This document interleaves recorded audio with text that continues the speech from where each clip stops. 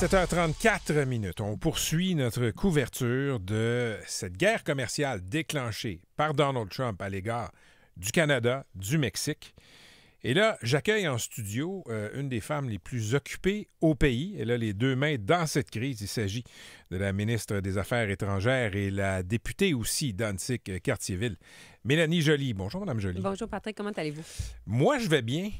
Mais vous, là, ça doit vous rendre un peu folle, les demandes des Américains? Moi, je suis concentrée. J'ai peut-être un peu la voix raillée ce matin parce que je traîne cette petite grippe depuis maintenant 6 semaines. Mais je suis très, très, très motivée et on ne se laissera pas intimider. Quand on s'est parlé la dernière fois, et j'ai vu plusieurs de vos entrevues, vous dites que les élus qui vont à Washington, qui allaient à Washington, disaient le lobbying, on leur parle, on leur fait comprendre, on a les faits. S'ils déclenchent une guerre commerciale, ça va leur nuire. Le lobbying n'a pas fonctionné. Je pense que c'est vrai qu'on n'a pas été capable de prévenir les tarifs, mais en même temps, on faisait le travail de terrain nécessaire pour faire en sorte qu'ils soient levés, les tarifs. Parce que au final, là, c'est avec notre pression, nous, les Canadiens, les Québécois, qu'on va être capable d'influencer les Américains qui, eux, vont pouvoir convaincre l'administration Trump de lever les tarifs. Parce que les Américains, je pense pas qu'ils étaient conscients de l'impact que des tarifs pouvaient avoir sur d'autres pays, pouvaient avoir sur leur coût de vie, sur leur inflation, sur le fait que ça allait coûter plus cher à l'épicerie, que ça allait coûter plus cher à la station d'essence quand ils allaient faire leur plein. OK. Là, je sais que vous parlez aux gens dans l'administration américaine. Oui. D'abord, à qui vous parlez? Qui est sur le speed dial, comme on dit? Il y a différentes personnes. Je dirais le premier cercle, c'est les gens qui font partie du gouvernement, de l'administration américaine. Oui. Donc, le secrétaire d'État américain, Marco Rubio, qui est mon homologue, comme le ministre des Affaires étrangères des États-Unis.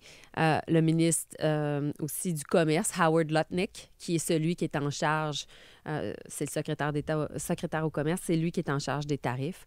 On part aussi à Waltz, le conseiller à la sécurité nationale de Trump. Ça, c'est Puis il y a aussi Scott Bessent, qui est aussi l'équivalent du ministre des Finances. Donc, c'est surtout ces personnes-là. Après, il y a tout un cercle qui est très, très, très important de sénateurs républicains qui sont des influenceurs et qui, eux, sont sous la pression politique de leurs concitoyens. Et là-dessus, il y a des Lindsey Graham, qui est très proche de Trump, avec qui je parle à peu près 2-3 fois par jour. Il y a le sénateur comme, par exemple, Jim Rich, qui est un sénateur du Idaho et sénateur républicain en charge du comité des affaires étrangères. On parle à Kevin Cramer. Bref, une panoplie de sénateurs républicains qui, eux, peuvent avoir un impact sur Trump lui-même. Eux, est-ce qu'ils comprennent que des tarifs douaniers en 2024, c'est une méthode d'un autre siècle, que ça va faire mal aux Américains à long terme? Est-ce qu'ils savent ça? Quand ils vous parlent à bâton rompu, est-ce qu'ils comprennent ça? Je pense qu'il y a une compréhension que oui, en effet, ça va créer de l'inflation. L'idée, c'est qu'il faut le démontrer. Donc, c'est pour ça que présentement, ce qui est vraiment, vraiment important pour tous ceux et celles qui nous écoutent, premièrement, on ne va pas se laisser intimider. Le Canada n'a rien fait de mal.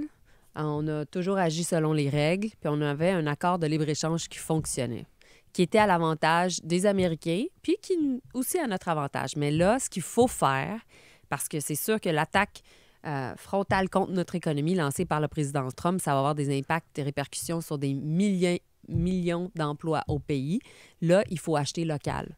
Là, on a tous un impact, Patrick, parce que à chaque fois qu'on va décider de prendre un produit canadien au lieu d'américain, bien, ça va faire en sorte qu'on va soutenir nos emplois, nos jobs ici à la maison. Mais Mme Joly, il n'y a pas de relation commerciale politique parfaite. OK? Les Américains et les Canadiens ont des problèmes, ont des désaccords sur le bois d'œuvre depuis des décennies. Même sous le gentil Obama, on avait les mêmes problèmes. Là, c'est d'un autre ordre. Qu'est-ce qu'ils veulent? Je vous pose la question parce que c'est une diplomatie par tweet.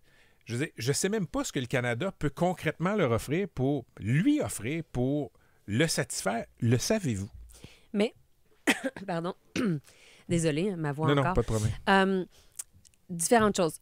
Je sens un peu la colère et la frustration dans votre question. Et non, c'est vraiment... Non, mais je la partage. J'ai pas de colère, j'ai pas de frustration. Non, mais je la partage parce qu'il y a une injustice dans ce qui se passe. Parce qu'en effet, la première chose que le président Trump a demandé, c'était que, essentiellement, on s'occupe de la frontière. Parce qu'il y avait une crise de fentanyl aux États-Unis. Oui. Mais vous savez quoi? Le Canada, nous, on exporte moins de 1 du fentanyl qui est aux États-Unis, puis moins de 1 des immigrants illégaux vers les États-Unis. En fait, nous, on a un problème avec les États-Unis parce qu'on reçoit plus d'armes à feu illégales, de drogue et aussi d'immigrants illégaux de leur côté de la frontière. Malgré tout, pour démontrer notre bonne foi, parce que aussi à cause de leur politique de déportation massive, on est préoccupé par le fait que nos frontières soient, comment je pourrais dire, soient pas assez sécurisées. On a décidé de mettre un très bon plan sur la table de 1,3 milliard de dollars pour sécuriser notre frontière. Et donc, moi, quand je vais à Washington, je leur dis, vous avez des problèmes avec la frontière? Nous, on veut la sécuriser, on fait notre travail. Et donc, ce que j'entends des républicains, c'est qu'ils vont voir le président Trump et disent...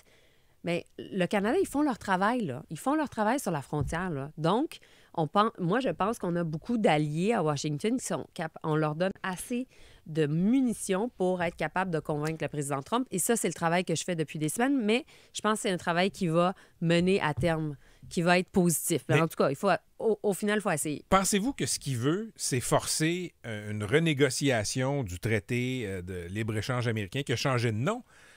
Ou il croit vraiment aux tarifs? Il croit vraiment que les tarifs sont efficaces? Ce qu'on a dit, en fait, c'est que si le président a des préoccupations avec le traité de libre-échange, l'accord, l'ALENA, bien, on peut en parler. Il n'y a pas de problème. Parlons-en. Donc, on n'est pas fermé. Nous, on est de bonne foi. Mais pour l'instant, il n'y a pas eu de demande en ce sens. Je pense que le président a parlé durant son élection qu'il voulait imposer des tarifs, pas juste sur le Canada, pas juste sur le Mexique, pas juste sur la Chine, mais sur le monde. Oui, l'Union européenne, ça s'en vient, semble-t-il. Exactement. C'est pour ça que je suis également en contact avec les Européens, avec les Britanniques, avec les Mexicains. Bref, il faut s'organiser parce que c'est le monde aussi, surtout l'Occident, qui va être affecté. Vous m'avez mentionné des gens autour, OK? Ouais. Puis vous me dites, là, vous êtes en conversation avec des sénateurs républicains. Oui. Il n'y a personne qui parle pour nous. J'ai vu la Chambre de commerce américaine faire une sortie pour dire que les tarifs douaniers, c'était pas bon pour l'économie américaine. Pourquoi publiquement, il n'y a pas de gens dans le Parti républicain qui sortent publiquement pour dire ceci n'a pas de bon sens? Mais Kevin Cramer est sorti en fin de semaine, Lindsey Graham aussi. Toujours très poliment. Oui, mais c'est à nous de faire ce travail-là. Vous savez, aux États-Unis, il n'y a personne qui pense à nous en se levant le matin. Là. Non.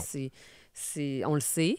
Et hier, à Tout le monde en parle, quand Guy Lepage me posait la question, Madame Joly, comment vous pensez qu'on va pouvoir faire reculer le président? Mais j'ai répondu de façon très candide, c'est les Américains qui vont faire reculer le président.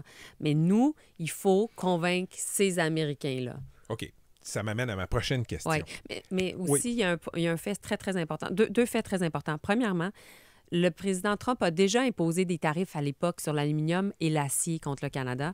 Puis, à cause de la stratégie de tarifs que nous, on avait imposé sur les Américains, on avait été capable de le faire reculer. Deuxièmement, la semaine passée, il a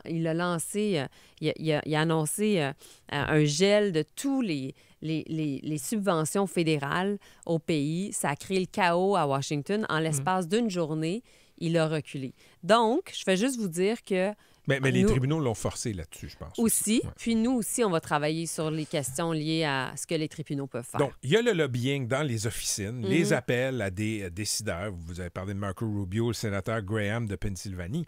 Caroline Sud. La campagne publicitaire pour dire aux Américains, hey, il y a bien des affaires qui vont vous coûter plus cher.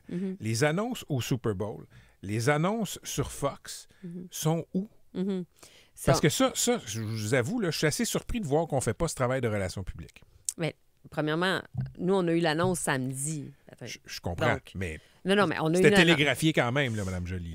Bien, je pense qu'il y a beaucoup d'imprévisibilité avec le président Trump. Mais y a-t-il une campagne de pub? On va-tu dépenser des millions pour parler aux Américains? Il y a plein de choses qui s'en viennent aussi. Mais là, entre-temps, là, ce qui est très, très important, ce qui va vraiment faire la différence au-delà d'une campagne de publicité, c'est vraiment si on utilise tout notre poids économique. Pourquoi je dis ça? C'est parce que Premièrement, le Canada, là, c'est le plus grand client des États-Unis pour 36 États. Puis là, il ne faut pas penser que les États-Unis, c'est juste une grande, grande économie. C'est vrai, mais c'est plein de petites économies locales.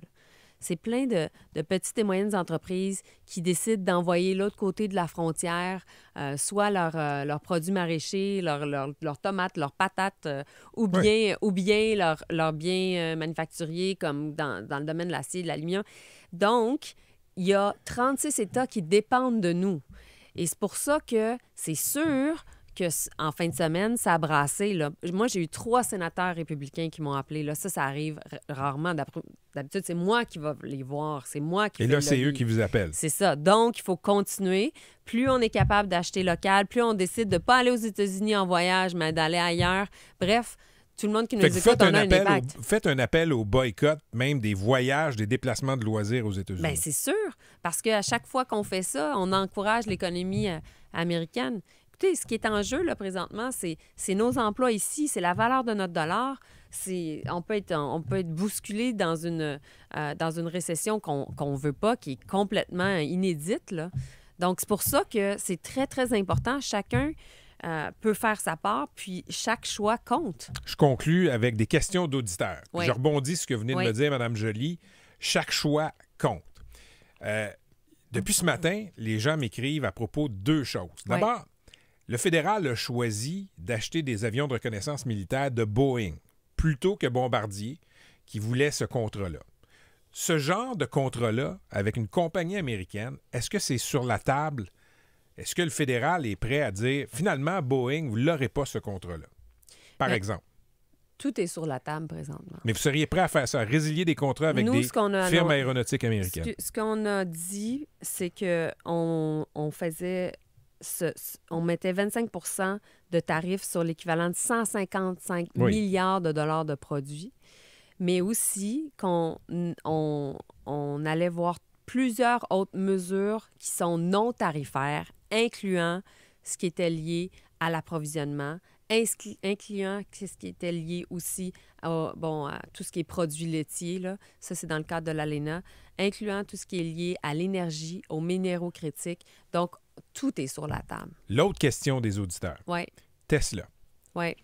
Elon Musk est maintenant le propagandiste en chef de Donald Trump. C'est une figure importante dans son univers. Surtaxer les Tesla, les auditeurs se posent la question, est-ce que ça, c'est dans votre coffre à outils? C'est déjà dans la 2e vague de tarifs qui est prévue. Pour les autos ou pour les Tesla? Bien, ils font partie, les Tesla, c'est sur les véhicules électriques. Donc, les Tesla sont visés. Quand vous allez voir la 2e vague, la première vague était de 30 milliards, la 2e vague est de 125 milliards et les véhicules électriques sont dedans. Dormez-vous bien de ce temps-là? Pas beaucoup.